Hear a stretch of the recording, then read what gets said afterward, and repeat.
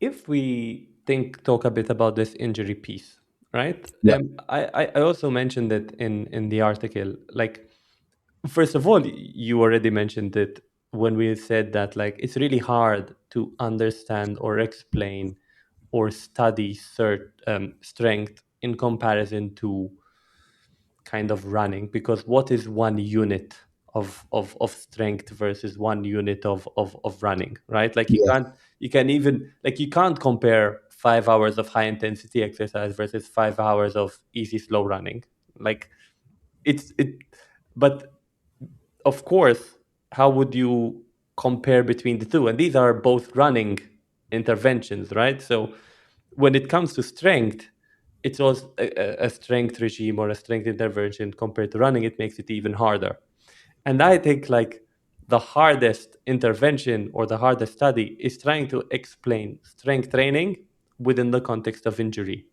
Because first of all, you need to somehow injure people in the study, which is never nice to at least see a difference. But the second thing is that there are so many potential injuries, some which may be acute and some which may be kind of chronic or overuse injuries. And then trying to distinguish if the increased injury incidence is tied or not to the strength intervention is like really hard to tease out. So my question is, of course, you have a lot of practice here, and I guess you believe that strength can help with injury prevention. So what are you seeing from your from your practice which suggests that? Yeah, the way that you framed that question was really really nice, and yeah, you've almost you've gone quite a lot of way to almost answering it as well there in a really eloquent way. So yeah, no, thanks for that. Yeah, I mean, as a coach, yeah, I do. I've seen a lot of examples in the past of where we've kind of changed something about the non-running training that the athlete's been doing, or added like a little mini strength intervention. And it seems to have worked quite well.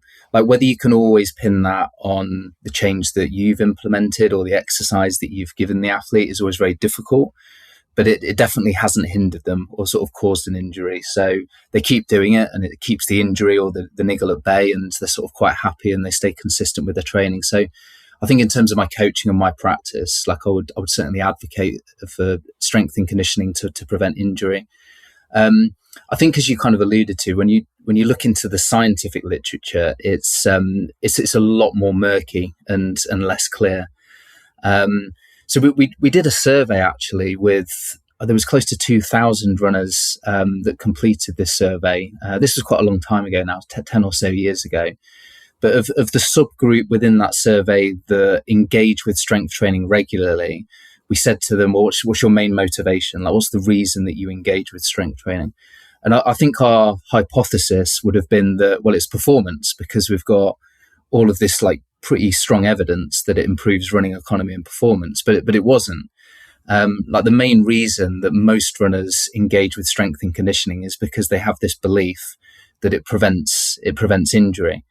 And so, yeah, we did a systematic review that was published in 2014 in Sports Medicine, that actually tried to, it summarised all of the literature that's used interventions that are strength and conditioning based to try to prevent and offset the risk of runners getting injured. There's actually quite a small number of studies that we found, so we only identified 9 studies that fed into to that particular review. But as you kind of alluded to, if you take a group of runners, you monitor them over a long period of time, like you want them to get injured, sounds odd, because you want cases in the two groups, the group that did strength training versus the group that didn't, that you can then compare against each other. And so in a relatively small number of studies with quite small cohorts of runners, there's not too many conclusions that you can make.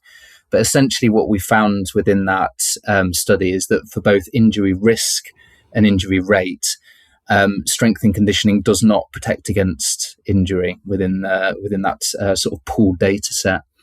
The one kind of caveat to that, and the sort of interesting thing, the interesting analysis that we did on the side, is that we identified several studies that were a little bit better controlled. In other words, they had supervision, every time the runners engaged with strength training, they had to come into the laboratory or the facility and get coached and supervised on how to do these exercises. And within those 3 studies, we did this kind of post hoc meta-analysis, and we did find an effect.